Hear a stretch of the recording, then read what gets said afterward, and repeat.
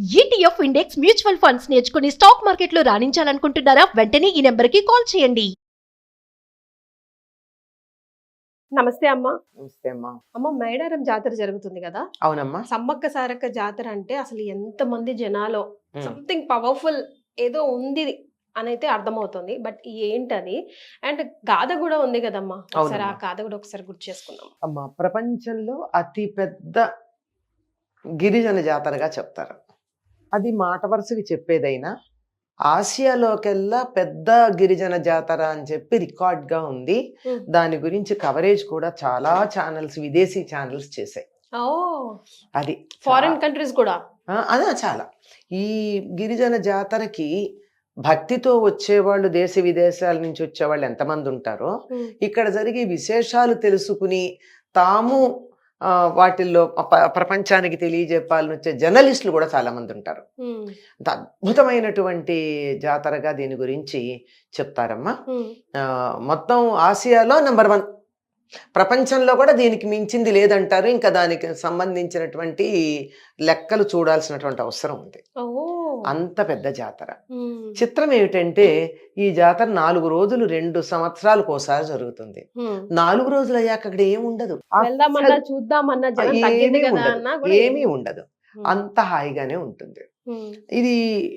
దీనికి కారణం ఏమిటంటే ఇది చారిత్రకమైనటువంటి ప్రాశస్త్యం కలిగినటువంటి వాళ్ళు ఈ సమ్మక్క సారలక్క తల్లి కూతురమ్మ, అక్క చెల్లెళ్ళు గారు వాళ్ళు. అవునా? సమ్మక్క కూతురు సారలక్క.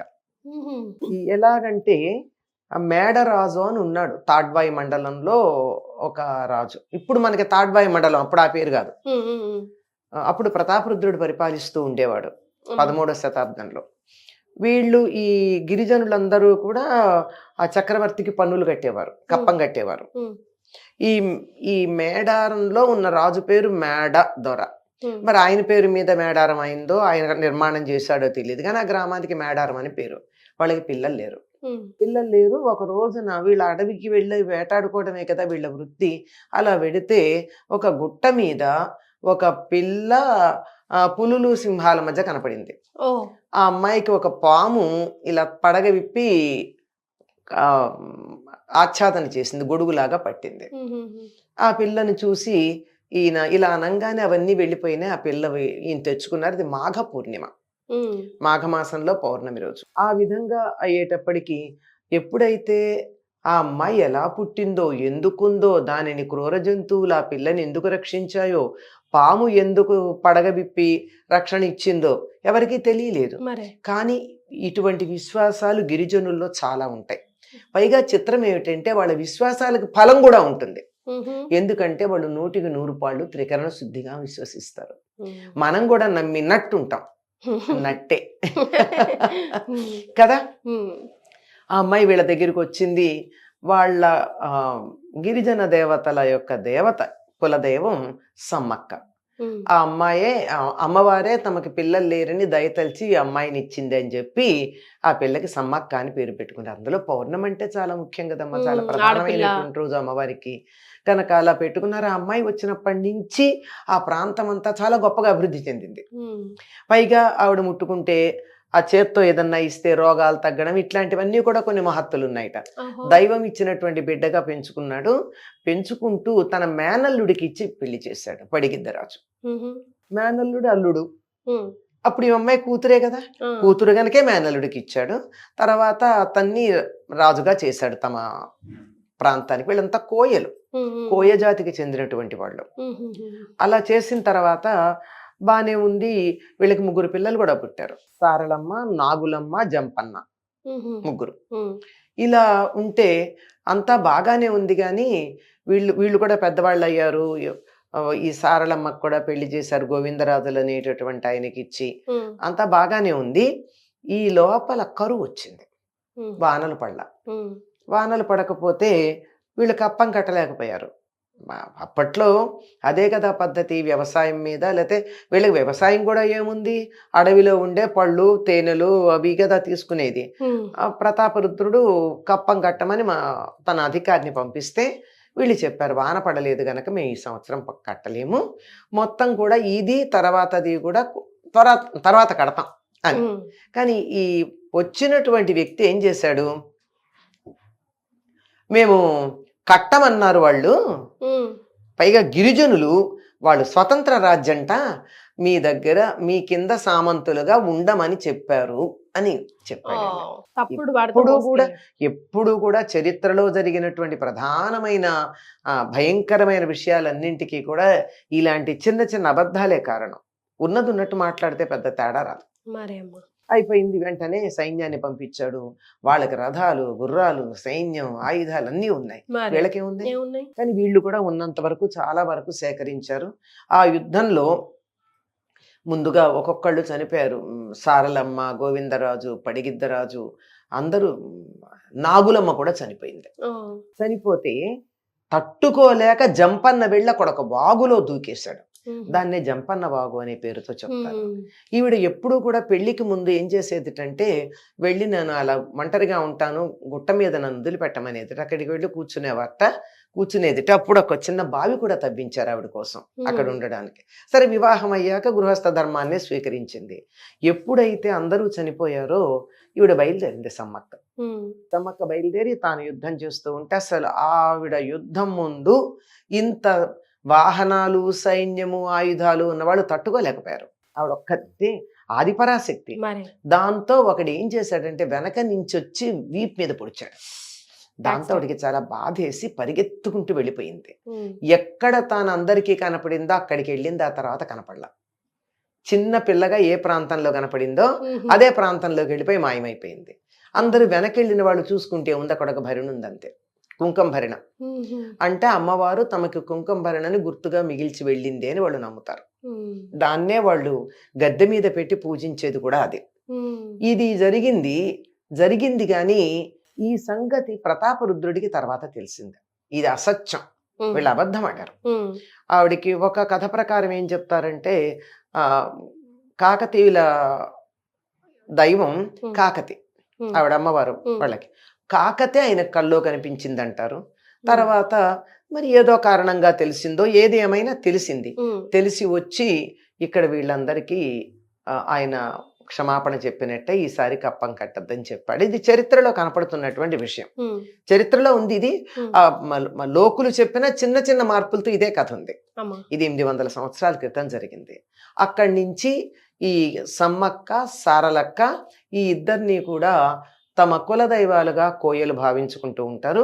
2 ఏళ్లకు ఒకసారి మాఘ పూర్ణిమ నాడు జాతర చేస్తారు. ఉమ్, అంటే మాఘ పూర్ణిమ నాడే ఈవిడ దొరికింది, పెళ్ళయింది మాఘ పూర్ణిమ నాడే, ఉమ్, తర్వాత ఆవిడ అంతర్ధానమైంది మాఘ పూర్ణిమ నాడే, ఓ, మాఘమాసంలో. ఉమ్, అందుకని మాఘ పూర్ణిమతో పూర్తి అయ్యేటట్టుగా 4 రోజుల ముందు ఈ ఉత్సవం ప్రారంభించుకుంటారమ్మా. ఉమ్, ఆ ప్రాంతాల్లో చుట్టుపక్కల ఉండేటటువంటి అనేకమైనటువంటి గిరిజన తెగలందరూ వస్తారు. ఉమ్, పైగా సమ్మక్క చేసిన పని ఏమిటంటే, ఆ ప్రాంతాల్లో అక్కడక్కడక్కడ ఉన్న గిరిజన తెగలందరినీ కూడా ఏకత్రితం చేసింది. వాళ్ళందరూ కలిసికట్టుగా ఉండేటట్టు. ఉమ్, ఇప్పుడు ఇంతమందే ఉంటే వీళ్ళని గెలవడం తేలిక, ఇంతమందే ఉంటే గెలవడం తేలిక. వీళ్ళందరూ కలిస్తే ఉమ్, వీళ్ళేం వ్యతిరేకించలేదు. ఉమ్, కాకతీయ సామ్రాజ్యానికి మేము వ్యతిరేకంగా ఉంటాము, స్వతంత్రం ప్రకటించుకుంటాం అనలేదు. ఉమ్, కానీ వీళ్ళంతా ఒక ఐకమత్యంగా ఉన్నారు. ఉండి కప్పం కడుతూ బాగానే ఉన్నారు. మరి కానీ ఈ జరిగినటువంటి ఒక అధికారి చేసినటువంటి అధికార దుర్వినియోగం ఉందే, దానివల్ల ఇదంతా జరిగింది.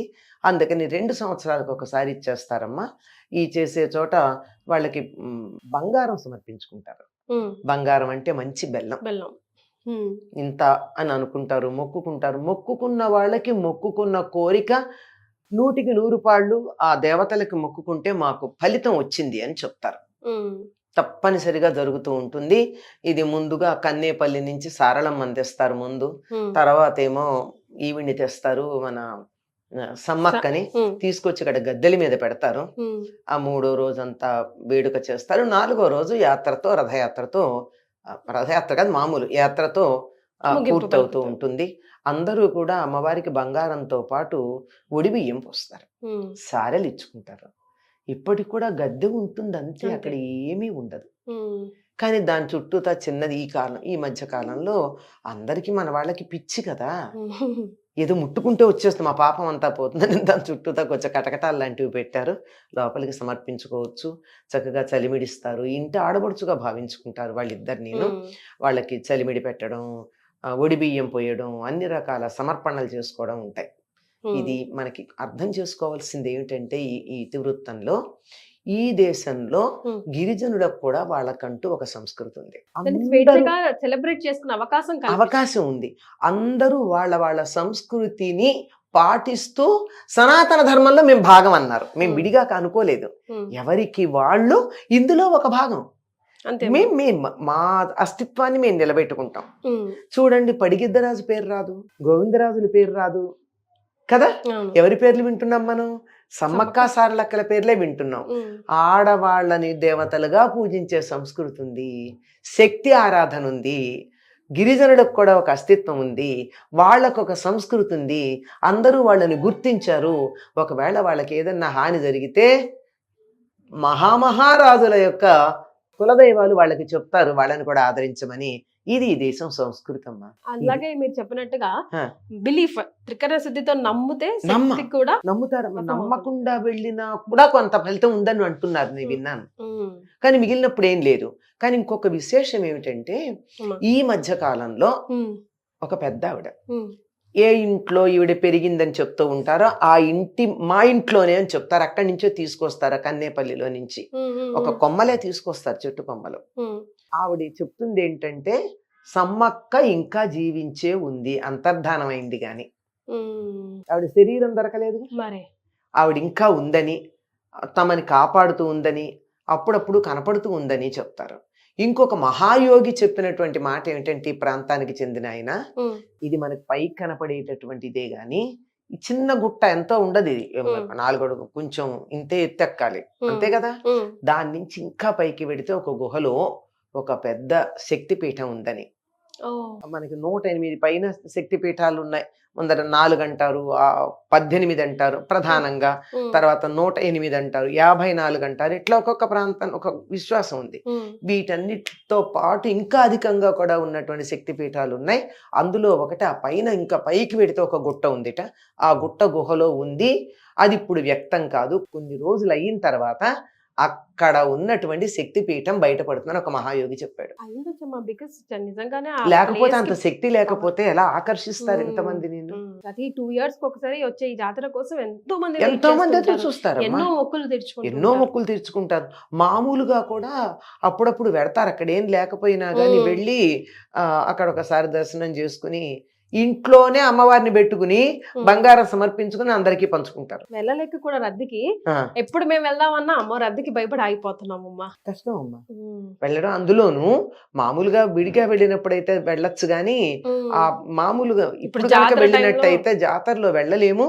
పైగా అక్కడ ఉండేటట్టు కొంచెం ఉగ్రత ఉంటుంది, శక్తి కదా, గ్రామ దేవతలు కదా వీళ్ళు, చాలా ఉగ్రంగా ఉంటారు వాళ్ళు. ఏం చెయ్యరు కానీ వాళ్ళ ఉగ్రతను చూసి మనకే భయం వేస్తుంది. అది వెళ్ళడం కష్టమే.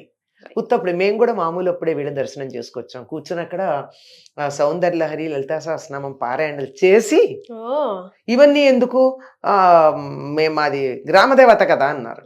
ఈ గ్రామ దేవతలందరూ అమ్మవారి యొక్క స్వరూపాలే, మనం ఆరాధించుకునే అదే కదా. అందుకని మేము ఇక్కడ చేస్తామని చెప్పి ఒక పెద్ద సమూహం వెళ్ళి అక్కడ అమ్మవారికి సారి సమర్పించుకుని చలిమిడి అవి ఇచ్చుకుని చీరలు పెట్టుకుని వాళ్ళు వీటికి వేటికి అభ్యంతరం లేదు. పారాయణ చేస్తామంటే అభ్యంతరం పెట్టారు, ఏం పర్వాలేదండి, మేమేమి మీ సంప్రదాయాలకు విరుద్ధంగా ఏం చేయట్లేదు. అలా దూరంగా కూర్చుంటాం, పారాయణ చేసుకుని అమ్మవారికి నమస్కారం చేస్తాం. మీకు తోచిన భాషలో మీరు చేస్తారు, మాకు తోచిన భాషలో మేము చేస్తాం. ఆ అమ్మవారిని మేము సాక్షాత్తు ఆదిశక్తిగా భావించుకుని చేస్తున్నామని చెప్తే అనుమతి ఇచ్చారు. అనుమతి తీసుకునే చేసాం, చేసి చక్కగా పారాయణది చేసొచ్చాం. ఈ రోజు మా సుమన్ టీవీ ప్రేక్షకులు మీ నోట మళ్ళీ సమ్మక్క సారలమ్మ గురించి గుర్తు చేసుకోవాల్సి వచ్చింది, గుర్తు చేసుకున్నాం. చరిత్రను ఒకసారి మళ్ళీ తెలుసుకున్నాం. తప్పనిసరిగా తెలుసుకోవాలమ్మా. అప్పుడప్పుడు చరిత్రలో పొరపాట్లు జరుగుతాయి, ఆ పొరపాట్లను సరిదిద్దుకుంటే ప్రతాపరుద్రుడిలాగా బాగుంటుంది. సరిదిద్దుకోకపోతే చరిత్రలో చరిత్రహీనులుగా మిగిలిపోతారు. థ్యాంక్ యూ సో మచ్ అమ్మా, ధన్యవాదాలు. నమస్తే అమ్మా.